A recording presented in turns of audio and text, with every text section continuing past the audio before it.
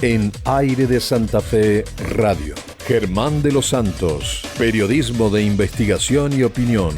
Escúchalo en Aire de Santa Fe Radio.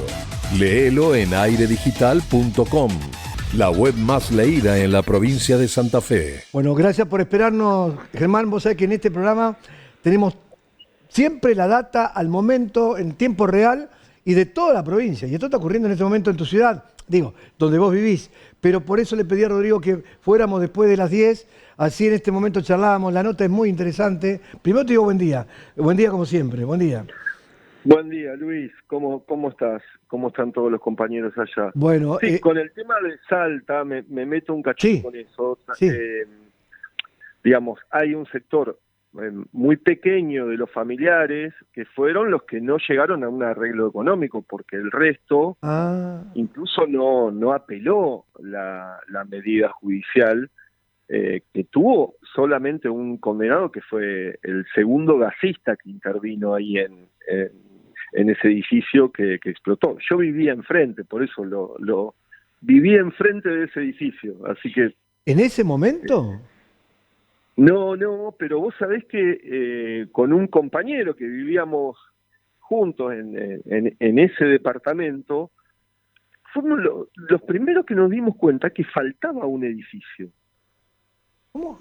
Porque ni hasta la tarde, ni la municipalidad, ni Defensa Civil se habían dado cuenta que un edificio se había derrumbado entero. Ah, el que estaba más al centro de la manzana. Claro, exactamente. Uy, era tal el caos que nadie se daba cuenta que faltaba un edificio entero. Por Dios. Sí, fue la verdad que impresionante. Yo incluso te digo porque fui uno de los primeros que llegué cuando se produjo la explosión. Yo estaba yendo para el centro desde la zona norte y veo una especie de hongo, de una explosión, parecía que había caído una bomba, era increíble. Y cuando yo llegué, yo trabajaba para el Diario El Litoral en ese momento, no creían lo que había pasado. Nadie podía entender. Por eso te digo, yo llegué y recién todavía no habían llegado los bomberos. Se vivieron momentos, porque nosotros tuvimos nuestro móvil ahí a las 2 horas, fuimos el único medio de Santa Fe que llegó en vivo y en tiempo real, y me decían que era un desorden, pasaban las ambulancias, la policía, cortaban el tránsito, nadie daba órdenes. Yo en ese momento vi, Luis, yo nunca, esa imagen, te digo, nunca me la voy a olvidar, porque vi gente caminando por Oroño que estaba perdida, como totalmente sacudida por la explosión, y caminaba perdida como zombie por Oroño y por Salta.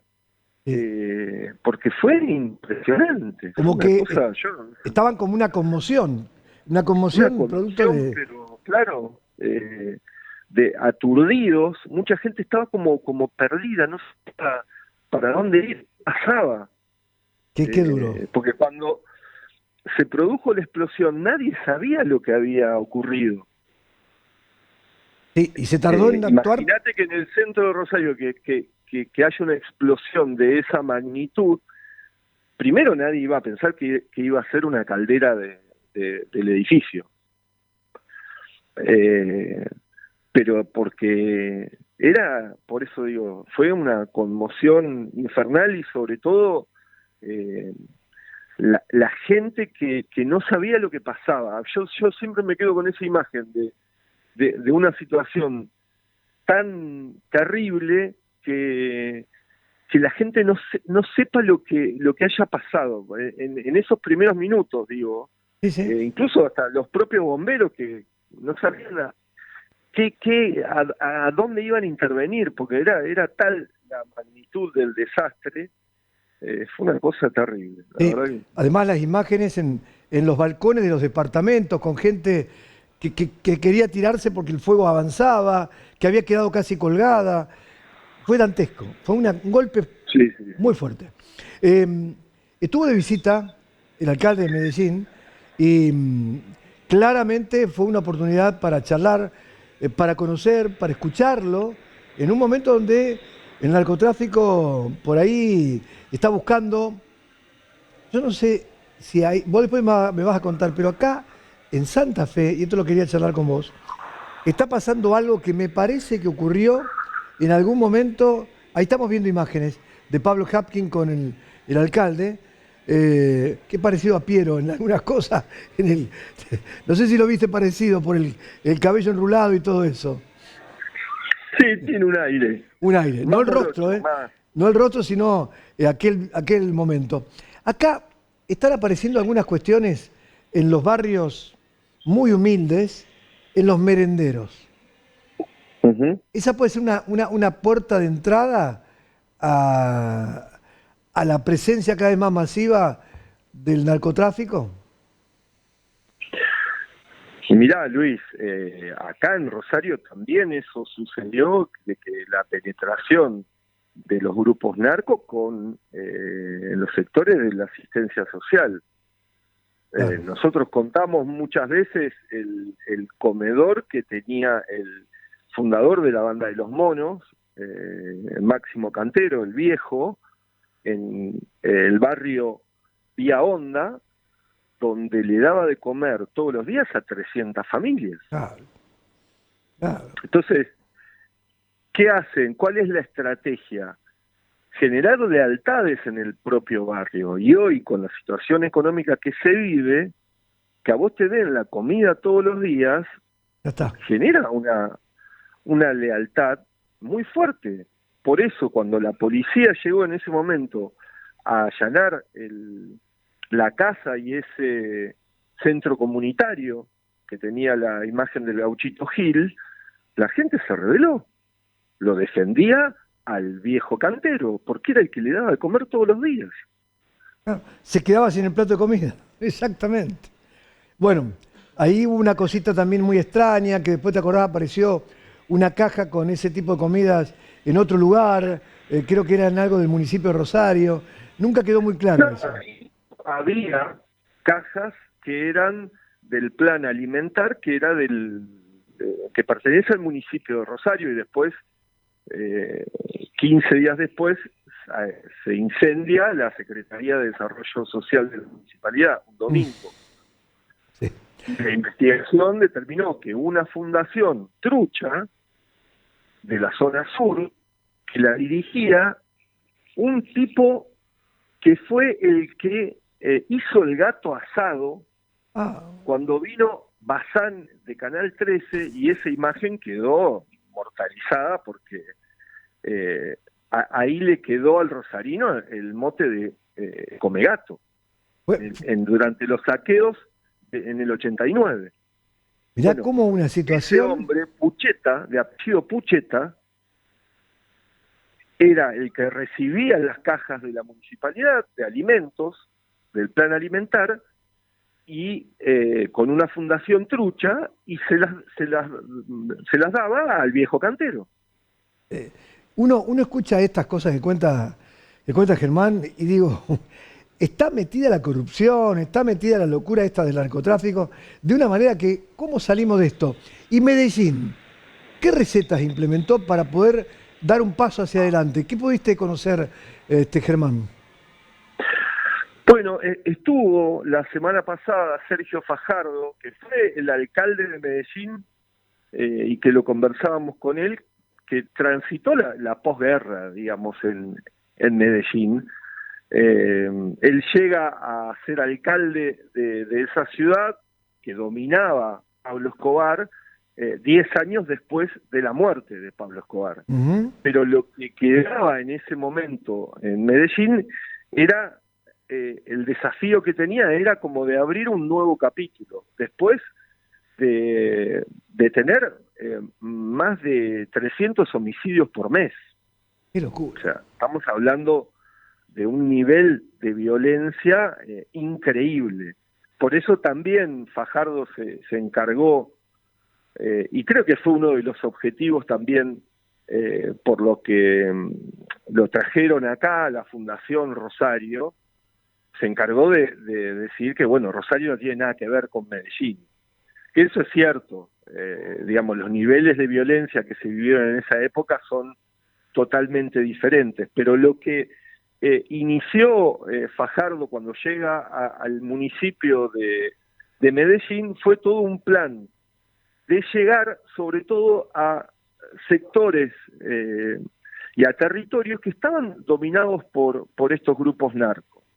En ese momento estaba la oficina de Envigado, que era como los que reclutaban los sicarios para Pablo Escobar, que hoy, y eso me lo comentaban, sigue funcionando, pero no es el cartel de Medellín, digamos, son grupos más chicos que cometen, digamos, sobre todo extorsiones, es uno de los problemas que hoy tiene Medellín, pero lo que hicieron fue ocupar esos territorios con la construcción de edificios que generaban un contraste en el barrio. Y ahí a lo que apuntaron fue, por ejemplo, dio mucha visibilidad en la ciudad a bibliotecas.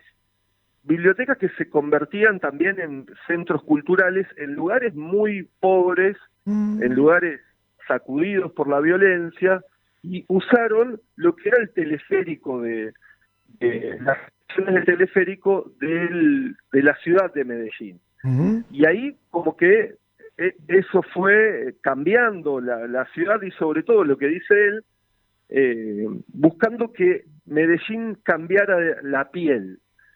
Y eso es lo que acá también impactó mucho, sobre todo en los sectores empresarios que buscan generar que Rosario tenga una nueva imagen, sacarla de la violencia, del narcotráfico, y que Fajardo les decía, bueno, pero eso va a llevar tiempo, no es inmediato, y también necesita del involucramiento de los propios empresarios, del sector privado, generando inversiones en la propia ciudad, claro, que busquen cambiar también esos estigmas. Él le dio mucha importancia a eso, habló también en la Bolsa de Comercio, después estuvo reunido con Puyaro, con Hapkin. Yo hablé con él un mes antes de que llegara a Rosario, porque me llamó, había leído el libro de los monos, le había llegado, entonces para interesarse y ver más o menos cuál era también la lectura que nosotros teníamos con los problemas que tenía asociado con la violencia de Rosario, pero una persona muy interesante, digamos, sobre todo que viene no de la política tradicional, sino del sector académico, y que formó un partido cívico. Ahí tenemos un pequeño inconveniente. Me decías una persona que vino por fuera de la política, no hubo un pequeño corte, que formó un partido. ¿Hola? Sí, ahí te recuperamos, me parece. Ah, bien. No, y que llegó a la intendencia de Medellín y después a la gobernación. Fue candidato a presidente y no quedó en tercer lugar, y ahora se va a postular nuevamente para presidente. Hoy en Colombia se está hablando de la paz total, que el propio Fajardo lo definía como el caos total, porque tampoco él dice, en Colombia no hay tantos pruritos, y hay una experiencia también a lo largo de la historia de acordar con sectores del crimen organizado. O sea, la gente no se asusta. Ajá. Y eso, claro, y eso creo que en algún momento acá en la Argentina, y sobre todo en Rosario, donde se vivieron momentos muy críticos, se tiene que empezar a hablar no de pactos para generar negocios ilícitos, sino pactos para pacificar la ciudad. Yo creo que en algún punto y eso es lo que se habla en muchísimos sectores de la ciudad, en la justicia, en la propia policía, en sectores políticos, que hay algo que está funcionando hoy que ha provocado una baja de la violencia muy pronunciada en Rosario, con un descenso de los homicidios de más del 60%. Sí. Y eso también responde a ciertas negociaciones pero digo, no sobre la base de ilícitos, sino sustentado sobre la no violencia.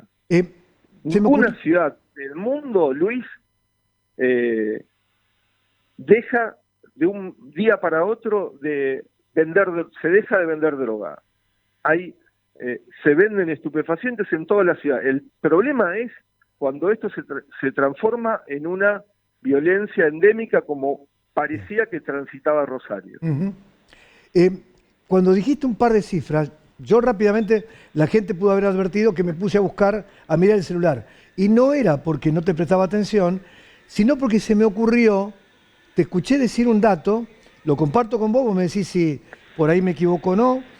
Cuando dijiste, llegaron a tener 300 muertos por año o por mes. Por mes. Sí, por mes. Por mes. En una población de hoy, traslademos la situación a hoy, 2.700.000, 2.600.000. A diferencia de Rosario, que con una población, no solamente Rosario, sino todo el Gran Rosario, que está ahí en 1.500.000 más o menos. Ahí hubo al año 280 y pico, más o menos. Claro. Sí. Digo, para hacer un comparativo el récord fue 288 en el año 2022. Entonces, para hacer un comparativo del grado de violencia, Rosario, obviamente, con 1,5 millones, tenía 288. Acá los 288, para hacer un comparativo con números, era por mes y con una población apenas de 1 millón más de habitantes. Gravísimo. Claro. La comparación es con, digamos, la situación en Medellín, donde estaba en el pico de la violencia en la época de Pablo Escobar. Claro, Hoy sí. Medellín tiene menos homicidios, una tasa de homicidios menor a la de Rosario. Y ahí está el punto, digamos, de cómo vos llegás a tener una baja en la violencia, generando políticas de Estado. Y me parece que para eso fue el objetivo de la visita de Fajardo a Rosario. ¿Quién lo trajo? ¿Por qué vino? La Fundación Rosario, que es una organización, bueno, que nuclea a varios empresarios de la ciudad y que creo que el objetivo que tienen ahora es eso, la búsqueda de cambiar la imagen de la ciudad para generar que el turismo, por ejemplo, vuelva a tener preponderancia en la ciudad, como lo tuvo en algún tiempo. Eso, digamos, el estigma de Rosario, el Rosario narco, ha golpeado, por ejemplo, en el sector hotelero. Y bueno, pero eso yo creo que va a llevar tiempo. Si se mantiene esta baja de la violencia que durante estos primeros 6 meses descendió un 60%, si esto se mantiene, claro, si no hay hechos que provocaron una conmoción tan fuerte como ocurrió en marzo pasado con estos asesinatos a 4 trabajadores, que la ciudad quedó paralizada y volvió a la tapa de todos los diarios y de los noticieros, digamos, va a generar cambios en la imagen, pero eso no es automático. Eso es lo que básicamente les decía Fajardo. No fuercen el cambio de la imagen de Rosario, se va a dar solo con la propia realidad. Digamos, es una muy linda ciudad que tiene que también mejorar, y que los cambios se van a dar cuando esa violencia sea estable y ya sea una realidad patente en la ciudad. Gracias, Germán. Un gran abrazo a la distancia. Abrazo, Luis. Bueno, Germán de los Santos, siempre esa posibilidad de charlar con él, de disfrutarlo, de tener esta linda probabilidad de tener esa mirada de un periodista que es una de las plumas más distinguidas